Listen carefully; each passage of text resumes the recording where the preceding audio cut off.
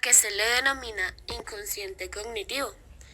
Para responder debemos saber qué es inconsciente y cognitivo.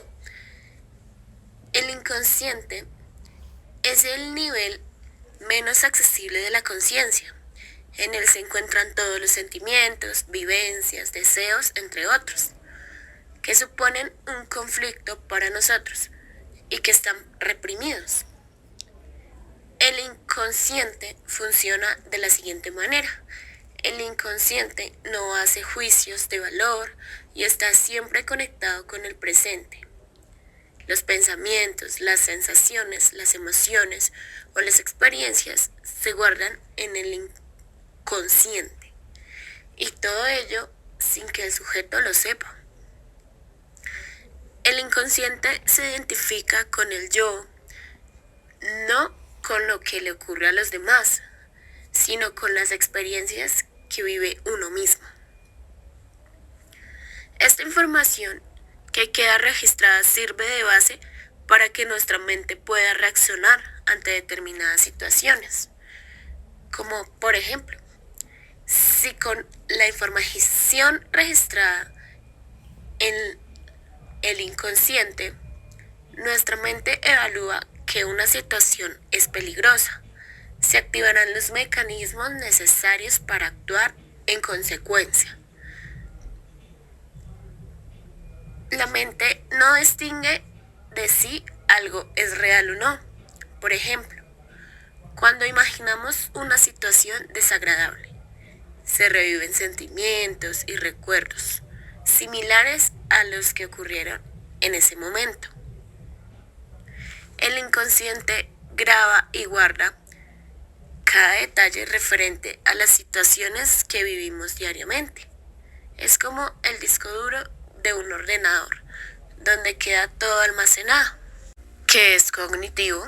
La cognición o las funciones cognitivas son los procesos mentales que nos permiten recibir, procesar y elaborar la información. Esto quiere decir que permiten al sujeto tener un papel activo en los procesos de interacción y comprensión del entorno, lo que le permite desenvolverse en el mundo que lo rodea. Esto quiere decir que el inconsciente cognitivo es recibir, elaborar, procesar la información inconscientemente. Quiere decir que no nos damos cuenta de cómo lo aprendemos, como por ejemplo a través de simples repeticiones. ¿Qué es la negligencia atencional y qué tipos existen? La negligencia atencional es un desorden neurológico que puede tener lugar después de que una persona haya sufrido un accidente cerebrovascular. En este caso, el paciente presenta una falta de atención y de respuesta a los objetos, personas u otros estímulos provenientes del lado contralateral a la lesión. Incluso se llega a ver pacientes que desconocen sus propias extremidades, a pesar de que no existe ningún déficit sensorial. En la mayoría de los casos, la heminegligencia está causada por una parte de lesión que afecta al lóbulo parietal derecho, aunque también hay casos en los que dicha lesión afecta que ambos hemisferios. Independientemente de esto, la gravedad aumentará si la lesión se produce en el hemisferio derecho. El hecho de que la lesión se ubique en el lóbulo parietal es sumamente importante, porque son el centro principal para el control atencional, la percepción espacial y la negación personal en el mundo exterior. Sin embargo, una heminegligencia también puede producirse como resultado de las lesiones en otras zonas del cerebro, como la circulación temporal superior, frontal inferior y media, en el ínsula o en estructuras subcorticales.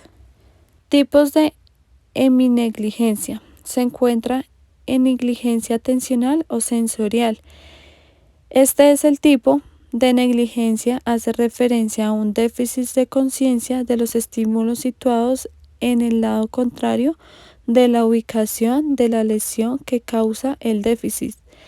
Esta falta de atención puede producirse con distintas modalidades de estímulos visuales, auditivos, táctiles, estén localizados en el espacio y sobre el cuerpo del paciente. También puede depender de si el estímulo está en el campo visual o de su posición con referencia al cuerpo del paciente. Negligencia espacial. Los pacientes que sufren de este tipo de negligencia olvidan completar la parte correspondiente de una tarea relacionada con el lado opuesto de donde se produjo la lesión. Por ejemplo, un paciente afectado con este tipo de negligencia solo comería la mitad de un plato de comida. Negligencia personal. Este paciente no reconoce que sus extremidades ubicadas en el lado opuesto de la lesión le pertenezcan. Y por último, se encuentra la negligencia intencional o motora, es donde el paciente no responde a estímulos aunque es consciente de ellos y que no tiene problemas motores en la parte del cuerpo afectada. ¿Qué es el aprendizaje inconsciente y qué evidencia hay a su favor? El aprendizaje inconsciente es el que se adquiere a través de la experiencia. Podemos determinar que son la consecuencia de los hábitos y conductas involuntarias que repetimos a lo largo de nuestras vidas.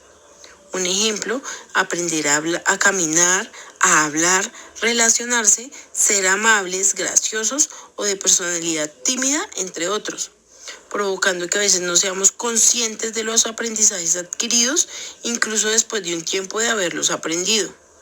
Se han observado evidencias de aprendizaje inconsciente, entendido como los cambios del comportamiento a consecuencia de la experiencia reiterada con una regularidad ambiental que sin embargo pasa inadvertida.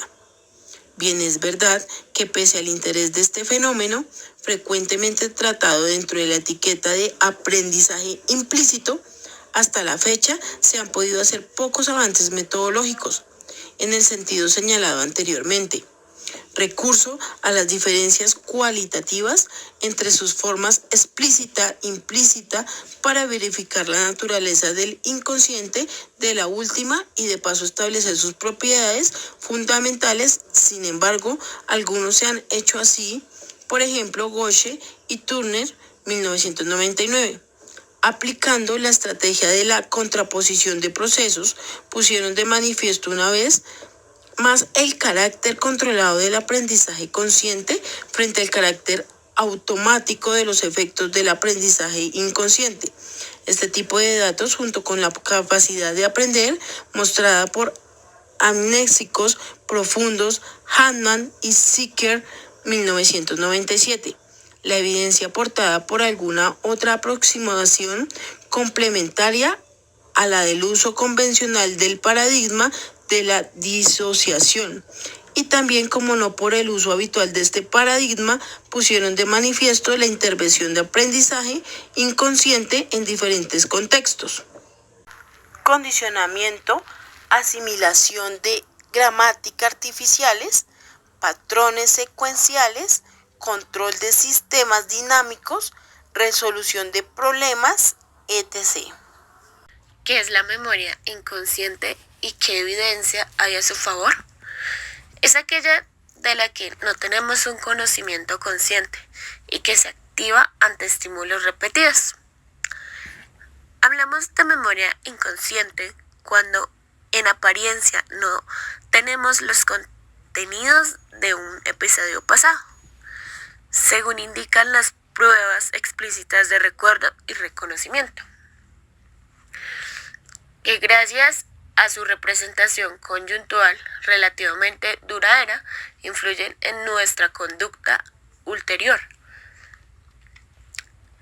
Según ponen en manifiesto pruebas indirectas de memoria, como el efecto de facilitación o otros por el estilo.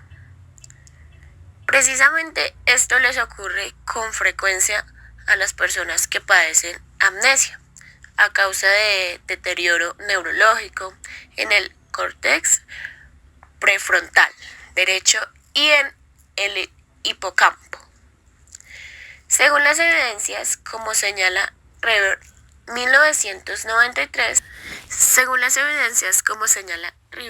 1993, quizás la forma de operar por defecto del aparato cognitivo, la más básica y primitiva desde la perspectiva evolucionista, y por tanto la más robusta y reciente a lesiones, interferencias, etc., es la inconsciencia, no el consciente, como a veces se ha podido asumir. Precisamente fue en el campo de la memoria donde Jacobi 1991 inició la estrategia de la contraposición de procesos, para poner de manifiesto que la conciencia de contenidos episódicos rememorados nos permite controlar, inhibir de forma estratégica sus defectos naturales espontáneos, cosa que no sucede cuando falta el recuerdo explícito de aquellos. En efecto, en circunstancias en las que la incidencia psicológica que tiene la información encontrada con anterioridad es cualitativamente diferente según que seamos o no conscientes de haberla encontrado. Cuando no lo somos, sino obstante, su representación mental coyuntural todavía permanece activa.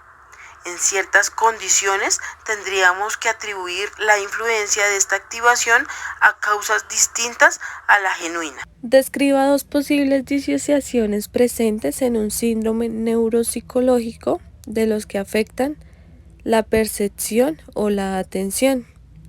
En algunos casos, el rendimiento de estas situaciones indirectas es normal o casi, aun cuando los pacientes carecen del conocimiento consciente habitualmente comprometido en su ejecución.